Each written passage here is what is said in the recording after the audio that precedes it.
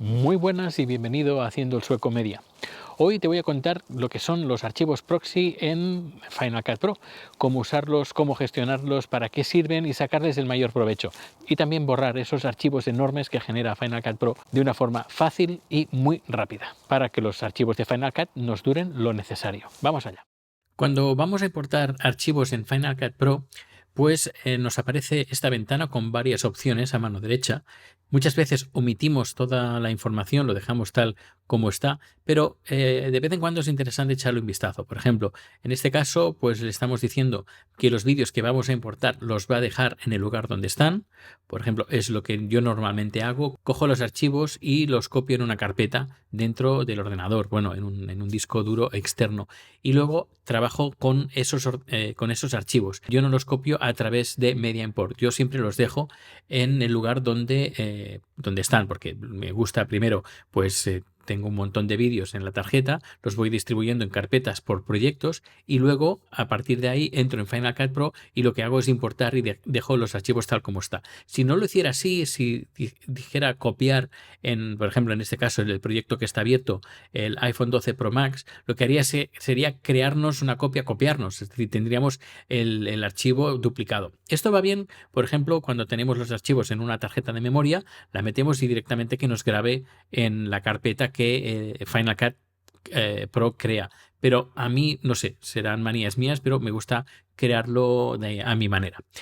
Así que en mi caso, por ejemplo, lo dejo dejar los archivos en el lugar. Luego, otra cosa también interesante que podemos tener en cuenta es si queremos que transcodifique los archivos que nosotros vamos a importar o no. Hay dos opciones. Una es crear media optimizada y crear proxy media, o podemos desactivarlo tal cual. Todo depende del ordenador que tengamos, los archivos que tengamos. Por ejemplo, cuando activamos el Create Optimize Media, lo que hace es nos crea una versión a alta resolución en Apple ProRes 422. Es decir, nos va a generar un archivo bastante grande. Bastante grande. La ventaja es que nos hace una transcodificación y si hubiera algún problema con el archivo, lo que haría sería arreglarlo. No siempre, pero bueno, es una buena solución. Pero el problema está en que, depende del ordenador que tengas, lógicamente, es que nos genera un nuevo archivo bastante grande que luego veremos qué de grande es. Luego, Create Proxy Media. ¿Qué significa? Cuando creamos archivos proxy, nos genera archivos más pequeños que el original y nos permite trabajar mejor, de una forma más eficiente y más rápida. También depende del ordenador. Es indicado, por ejemplo, si en este caso son vídeos que están grabados en 5.3K con un alto bitrate, pues si le aplicamos filtros, le aplicamos LUTs, le aplicamos un montón de cosas, trabajar con él pues va a ser bastante pesado. Editar con él va a ser bastante pesado si no tenemos un ordenador potente, o incluso podemos tener un ordenador muy potente, pero tenemos un disco duro pues antiguo que no va lo rápido que debería de ir. Pues aquí sufriría bastante. Por eso es recomendable en estos casos, si queremos ir más rápidos en este aspecto, es activar el proxy media. Tiene dos opciones, una a través de ProRes Proxy y otra a través de H264. Seleccionando uno u otro podemos cambiar qué tipo de escala va a convertir o a modificar o a reducir el tamaño de estos archivos. Por ejemplo, en una escala pues que nos lo codifique en ProRes Proxy o en H264 y nos va a bajar la resolución. Luego veremos los archivos que nos genera. Pero bueno, diríamos que si queremos ir a la mínima resolución o al mínimo tamaño del archivo para poder trabajar de una forma más fluida y más rápida, por las pruebas que he hecho, lo más fácil, lo más rápido es H264 y a 12.5%. Esto sería lo más nos generaría el archivo más pequeño y que nos permitiría pues trabajar de una forma más ágil. Luego es importante saber que estos archivos que nos genera son archivos, podríamos decir, temporales, es decir, el vídeo resultante no se va a basar con estos archivos, se va a basar de los archivos originales en la mayor resolución. Lo único que nos hace una copia a menor resolución para poder trabajar con Final Cut. Vamos a ver cómo los archivos, cómo los genera y qué tamaño tienen. Tenemos varios archivos. El archivo muestra que he cogido es el 236, este de aquí, el 236, que ocupa 843,2 megabits. Vemos que en el caso de que grabemos los vídeos con la Insta360 nos genera dos archivos, este y otro, este de aquí, que ocupa menos, que es 0, termina en 01, que ocupa 44 megas.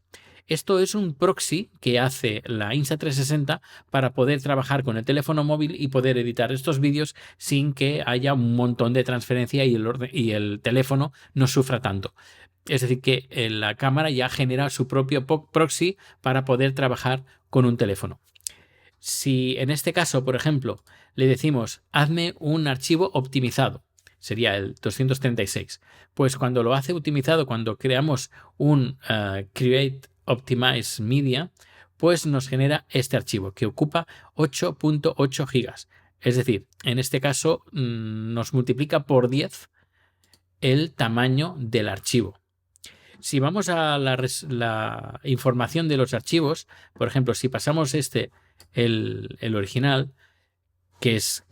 tenemos así que va a 100 megabits por segundo, aquí tenemos la resolución, etcétera, etcétera. Si lo que hacemos es movemos el de que es el optimizado, tenemos que es 1049 megabits, es 10 veces más que el vídeo resultante, el vídeo original. Además nos lo hace a ProRes a 422. Es una calidad enorme, sin pérdida. Y bueno, casi inapreciable la pérdida. Luego, cuando nos genera caché, nos lo pone aquí, en este caso Final Cut Proxy Media, en esta carpeta. He hecho varias pruebas de este mismo archivo, el que termina en 236. Por ejemplo, si lo codificamos en ProRes Proxy, si lo reducimos al 12,5%, este archivo, vamos a darle aquí, nos lo hace a 11.2 megabits por segundo y ocupa 107 megas. En cambio, si reducimos al mínimo, porque aquí lo podemos reducir al mínimo la resolución, podemos trabajar en 1080 o incluso reducirlo. Si lo rebajamos al mínimo 960 por 540, pues nos genera este archivo. Aquí tenemos la resolución 960 por 540. En cambio, el otro es 664 por 374. Es incluso más pequeño. Pero si lo que hacemos es usar H264, incluso los archivos van a ser más pequeños. Por ejemplo, al 12,5% en H264 nos hace a 932 kilobits por segundo a 664 por 374 píxeles. Y el archivo resultante es 21 megabits. En cambio, si lo hacemos por resolución, la mínima resolución, que es 960 por 540, pues el bitrate es un poquito más alto, 1900.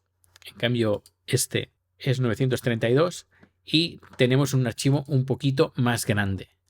Ya todo depende de lo que quieras usar. Si tienes un ordenador que va lento, un disco duro que va lento, es recomendable pues tener el archivo lo más pequeño posible para poder trabajar con él. Y luego cuando lo vas a renderizar, no te va a coger estos archivos y te los va a renderizar estos archivos en baja resolución. No, lo que va a hacer es coger los archivos de alta resolución y te va a generar un archivo de alta resolución si es lo que tú deseas. Luego hay otra cosa que hay que tener en cuenta. Nosotros cuando generamos estos archivos tanto proxy como archivos optimizados, pues nos genera pues unos archivos extras al archivo original que nosotros tenemos. Y aparte de todo esto, también cuando nosotros trabajamos y aplicamos filtros, etcétera, también nos hace un renderizado para que nosotros lo podamos ver en tiempo o casi en tiempo real cuando estamos haciendo el trabajo. A veces tarda un poco en renderizar, pero cuando ya está renderizado lo podemos ver en tiempo real, con los filtros, etcétera, etcétera. Esto, claro, estos son archivos temporales que nos genera. Y se da el caso, pues, que nos genera archivos de Final Cut Pro enormes, con muchos gigas. Y a lo mejor pues tenemos muy poca cosa ahí. Así que recomiendo también de vez en cuando hacer limpieza de estos archivos. Y es muy fácil. Nosotros entramos en el proyecto que queramos limpiar. Por ejemplo, esto lo cerramos. Entramos en el proyecto, por ejemplo, este está vacío igualmente, pero le vamos a archivo y luego borrar archivos generados por la librería. Y aquí pues nos pregunta pues que nos va a borrar los archivos renderizados, los que no usamos o todos, por ejemplo los no usados. Y queremos pues que nos borre, si hay, los archivos optimizados y los archivos proxy. Y hacemos así, OK, y lo que nos va a hacer es borrar todos estos archivos que nosotros hemos seleccionado. Y lo que hace es limpiarnos esos archivos Final Cut Pro, pues que algunos son auténticos monstruos. Luego, si entramos en un proyecto ya existente, por ejemplo, Maletín Secreto, este proyecto, y le damos a Archivo, y aquí nos sale una opción diferente, es Delete Generated Project Files. Y aquí también nos pregunta borrar archivos de renderizado, borrar archivos optimizados y borrar archivos proxy de este proyecto en sí. En cambio, si lo que hacemos es seleccionar todo el proyecto, aquí nos aparece Delete Generated Library Files, que nos borra de toda la librería, de todos los proyectos de esta librería que tenemos aquí abierta.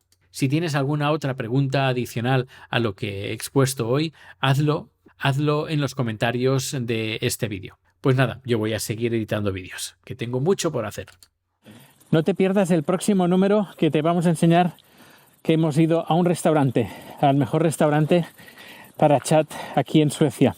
Suscríbete, dale al like al vídeo y así no te perderás ninguno de los vídeos que hacemos. No todo es tecnología, sino también un poco de nuestro día a día.